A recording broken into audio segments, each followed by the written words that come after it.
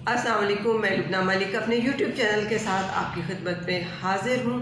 اور پھر وہی کچھ ہوا جس کا ڈر تھا، کیونکہ پیٹرولیم مصنوعات کی قیمتیں اس طرح سے بڑھا کر مہنگائی کی ایک شرلی چھوڑی گئی کہ جس کی چنگاریوں سے عام آدمی جل بھن کر خاک ہو کر رہ گیا ہے۔ حالات اس قدر بے قابو ہیں کہ کسی بھی سفید پوش آدمی کے لیے اپنا بھرم رکھنا بھی بہت مشکل ہو گیا ہے۔ بلکہ اگر یوں کہا جائے کہ سفید پوشی کا بھرم بھی شرمندہ ہو گیا ہے تو کوئی دوسری بات نہیں۔ سسکتی ہوئی معیشت اور اس کی بہتری کے لیے نہ مفتاح کام آیا، نہ ہی ڈاکٹر ڈار کی کسی بھی تجربہ کاری سے اسے کوئی افاقہ ہوا۔ نسوں میں IMF کا نشہ اس قدر سرایت کر گیا ہے کہ آس پاس کے دوستوں سے ادھار مانگتے ہوئے بھی قدم کبھی ادھر لڑکھڑاتے ہیں، کبھی لڑکھڑاتے ہوئے اس جانب چلے جاتے ہیں۔ عجیب سچویشن ہے کہ وقتی طور پر جان میں جان ہی آ جائے، مگر یہ ولایتی پڑیاں بھی آپ کو پتہ ہے کہ بہت سی شرطوں پر ملا کرتی ہیں۔ وجود لہو لہان ہو چکا ہے، اور وجود جب لہو لہان ہو جائے گا تو ایک پڑی ملے گی۔ بالآخر 22 کروڑ عوام کی قربانی دے دی گئی۔ اسٹیٹ بینک سے بھی خالی ہے، خالی ہے، خالی ہے کی آوازیں آنے لگ گئی ہیں۔ 10 ماہ سے IMF سے منہ جوڑ کر بیٹھنے والی مخلوق حکومت ان کو ہوش آتے آتے آیا ہے، مگر اس طرح کہ ان کے اس ہوش نے عوام کے تو ہوش ہی اڑا ڈالے ہیں۔ پیٹرول پمپس پر بلکتی ہوئی عوام ہے، مہنگائیوں کی دہائیاں دیتی ہوئی عوام ہے۔ عوام یہ سمجھنے سے ہی قاصر ہے کہ ہم بچوں کو تعلیم دیں، آٹا خریدیں یا اپنے گاڑیوں میں پیٹرول ڈلوائیں۔ بلکہ اگر آسان الفاظ میں کہوں تو کچھ ایسا ہوا ہے کہ ہاتھ پاؤں باندھے گئے ہیں، اور ہاتھ پاؤں باندھ دینے کے بعد دریا برد کر دیا گیا ہے عوام کو کہ جاؤ بھائی، جو ہو سکتا ہے کر دیکھو۔ پچھلی حکومت خان صاحب کی جو گورنمنٹ تھی، اس کے اوپر نا تجربہ کاری کا ٹیگ لگایا گیا، کہا گیا کہ مہنگائی کر دی گئی ہے، مگر اس وقت تو مہنگائی صرف 16%، 17% تک گئی تھی۔ اور ابھی مہنگائی کہاں گئی ہے یہ دیکھنے کی چیز ہے۔ اور مہنگائی کو ہی وجہ عدم اعتماد بنایا گیا، عدم اعتماد کی تحریک لائی گئی، بد انتظامی پر بہت سارے لانگ مارچ کیے گئے کہ نہ مہنگائی کنٹرول ہی نہیں ہونے میں آ رہی۔ 11 جماعتیں مل کر ایسے انہوں نے گٹھ جوڑ کیا اور مل کر آ کر بیٹھے، رات کے اندھیرے میں حکومت کو پرے پھینکا، اور یہ لوگ اقتدار پر قابض ہو گئے۔ ویلکم ٹو پرانا پاکستان کا نعرہ بھی لگا ڈالا، اور عوام نے یہ سمجھا کہ تجربہ کاروں کی حکومت آئی ہے، اور اب اپنی تجربہ کاری سے یہ ہمارے لیے بہت سارے آسانی کے راستے کھولیں گے۔ مگر ہر گزرتے 10 ماہ میں ہر گزرتی سانس عوام پر بھاری ہو چکی ہے، کیونکہ ان تجربہ کاروں نے ایسی تجربہ کاری دکھا چھوڑی ہے کہ اس سے بہتر تھے کہ نا تجربہ کار ہی رہتے۔ ڈالر تاریخ کی بلند ترین سطح پہ جا پہنچا ہے۔ پتہ ہے نا آپ لوگوں کو کہ ڈالر اس وقت کتنی اوپر کی اڑان اڑ چکا ہے، روپیہ ٹکے کا نہیں رہا۔ ہزاروں پڑھے لکھے نوجوان ملک چھوڑ کر چلے گئے ہیں، اور دوست ممالک نے یہ غیر یقینی صورتحال دیکھتے ہوئے ہاتھ کھینچ لیے ہیں، ہاتھ کھڑے کر لیے ہیں کہ نہیں، اب ہمارے اندر یہ استطاعت نہیں ہے کہ ہم آپ کو کچھ بھی دے سکیں۔ اور جب کچھ نہیں سوجا اس تجربہ کار حکومت کو، تو انہوں نے سیلاب کا زخم دکھایا کہ ہمارے ملک میں تو سیلاب آ گیا تھا، اور وہ زخم دکھا کر انہوں نے دنیا سے بھیک تک مانگ لی، ہاتھ پھیلا دیا، کشکول ان کے سامنے سجا دیا گیا کہ یہ لیں جی ہمارے کشکول میں کوئی 4 آنے ڈال دیجیے، مگر بات وعدے وعید سے تو آگے بڑھ ہی نہ سکی۔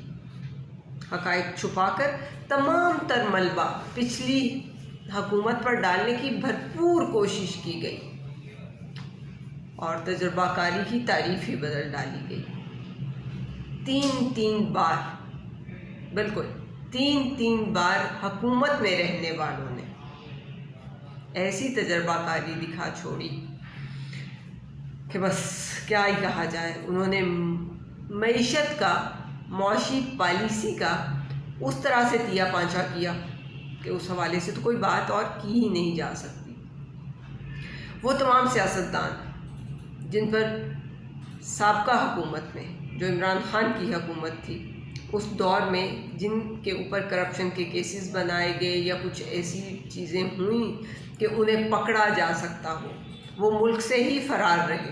انہوں نے ملک میں آنے کا سوچا بھی نہیں، لیکن جیسے ہی خان صاحب کی حکومت سائیڈ لائن کی گئی، ساتھ ہی انہیں پوری طرح سے پروٹوکول دیتے ہوئے جہازوں میں بٹھا کر پاکستان میں واپس لایا گیا۔ انہیں وزیروں سے، مشیروں سے اور ایسے عہدوں سے نوازا گیا، کیسز ختم کیے گئے، مگر عوام کے لیے بہتری کے دعوے صرف اور صرف دعوے ہی رہ گئے۔ یہ تمام تر جو بدترین حالات پیدا ہو چکے ہیں، ان تمام حالات نے متوسط طبقے کی تو کمر ہی توڑ کر رکھ دی ہے۔ کسی کی آمدنی اگر 50 پیسے ہے تو اس کا خرچہ 1000 روپیہ ہے۔ اب ایسے میں گزارا کیوں کر ممکن ہے؟ کوئی اپنا بجلی کا بل ادا کرے، گھر کا کرایہ ادا کرے تو 2 وقت کی روٹی کیسے کھائے؟ اگر کہیں سے کچھ مانگ ٹانگ کے 2 وقت کی روٹی، تھوڑا بہت آٹا کوئی اکٹھا کر بھی لے، کھا بھی لے، تو بچوں کو اسکولوں میں کیسے پڑھائے؟ بچوں کی تعلیم کا کیا سلسلہ کرے؟ عجیب ایک سیاسی محاذ آرائی جو ہے وہ جاری ہوئی ہے، اور عوام کے نام پر کھیلا جانے والا یہ کھیل اسی طرح سے جاری و ساری ہے۔ عوام جیتے جی درگور ہو چکے ہیں۔ ملک کو تماشا بنانے والوں نے ہر روز ایک نیا ڈرامہ تیار کر کے رکھا ہوا ہے، اور خبروں میں، سرخیوں میں رہنے میں اور اصل مسائل سے توجہ ہٹانے میں ان کو ملکہ حاصل ہے۔ کسی قسم کی کوئی اس میں دوسری بات ہے ہی نہیں، کیونکہ عوام کے ساتھ وہ رویہ روا رکھا جا رہا ہے جو کم از کم کسی بھی صحت مند معاشرے میں ممکن ہی نہیں ہے۔ ایک طرف خزانہ تو خالی ہے، بالکل خالی ہے، اور دوسری طرف اسمبلیوں میں انتخابات کرانے کے حوالے سے کروڑوں کی بڑی رقم جو ہے وہ حاضر کر دی گئی ہے کہ لیجئے جی، جتنا بھی آپ کر سکیں یہ کیجئے۔ اداروں کی شکلیں تک بگاڑ ڈالی گئی ہیں۔ خدا جانے یہ کیسے تجربہ کار ہیں جنہوں نے ہر چیز کا ہی بیڑا غرق کر دیا ہے۔ اور جب آپ کوئی سوال کریں تو جواب ملتا ہے کہ پچھلی حکومت میں، یعنی کہ عمران خان صاحب کی حکومت میں ہمارے ساتھ یہی کچھ ہوا تھا۔ تو جناب پھر کہاں پہ فرق رہ گیا؟ کیا ہمارا ملک اس قسم کی رسا کشی کا متحمل ہو سکتا ہے؟ سیاسی استحکام کے بغیر ملک چل سکتا ہے؟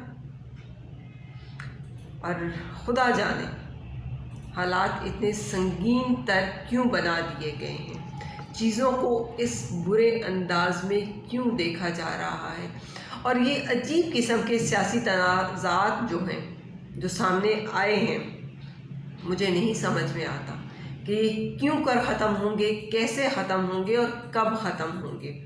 عوام چاہے مٹی پھانکیں، مگر اشرافیہ کی شاہ خرچیاں تو ختم ہوتی دکھائی ہی نہیں دے رہی۔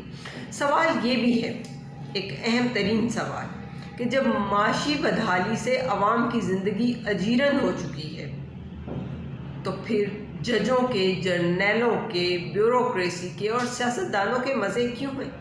وہ کیوں اتنے خوش و خرم ہیں؟ کیوں اتنے مزے میں پھر رہے ہیں اور انہیں مہنگائی سے کوئی فرق ہی نہیں پڑنے والا، پڑ ہی نہیں رہا؟